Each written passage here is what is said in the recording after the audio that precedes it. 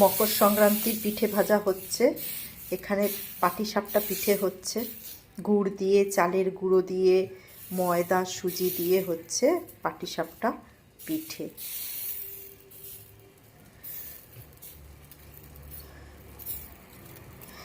আর এর মধ্যে আমি কিন্তু নারকেলের পুর দেব না, আমি দেব এখানে ক্ষীরের পুর, মাখা সন্দেশ। এটা দিয়েই আমি এখন পাটিসাপটাটা করব।